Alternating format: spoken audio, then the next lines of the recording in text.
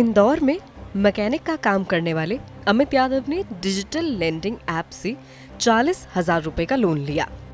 EMI की किश्त टूट गई तो लोन कंपनी के स्टाफ ने वसूली के लिए इतना दबाव बनाया कि अमित ने 35 साल की उम्र में ही पत्नी और 2 बच्चों के साथ आत्महत्या कर ली।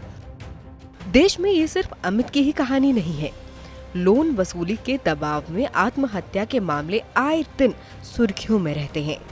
कई बार तो वसूली के लिए दबाव बनाने को ग्राहकों की निजी फोटो एडिट करके उसे आपत्तिजनक स्थिति में सार्वजनिक कर दिया जाता है। मोबाइल फोन में सेंध लगाकर ग्राहक के परिजनों और दोस्तों को मैसेज और फोन करके उसे बदनाम भी किया जाता है।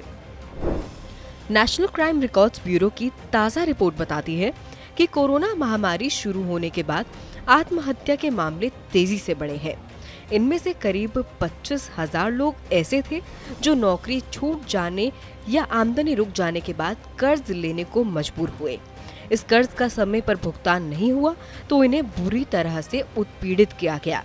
समाज में बदनामी से बचने के लिए लोग अपनी जान देने तक को मजबूर हो रहे हैं। इनके आत्महत्या करने की वजह कमोबेश एक जैसी ही थी।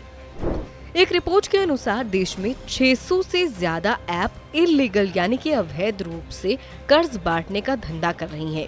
आरबीआई के पास इस तरह की ऐप के बारे में हजारों शिकायतें भी मिली हैं। 1 घंटे में कर्ज देने वाली फिनटेक कंपनियां ग्राहकों से जबरन वसूली करती हैं।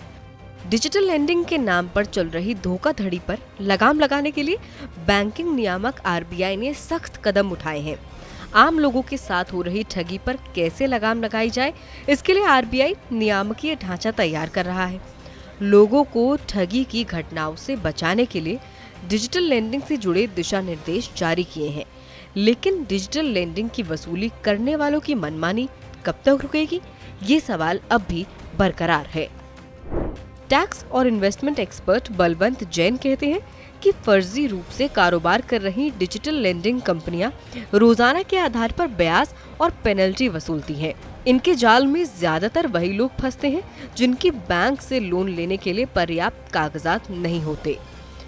जो व्यक्ति एक बार इनके जाल में फंस गया फिर उसका निकल पाना मुश्किल हो जाता है। जैन कहते हैं कि डिजिटल ऐप से लोन लेने से हमेशा दूरी बनाए रखें। अगर पैसे की सख्त जरूरत है तो दूसरे उपाय तलाशें। इस लोन के दलदल में फंसने से बचें। अगर एक बार आपने ये सुविधा ले ली तो कई तरह के जोखिमों में आप फंस सकते हैं।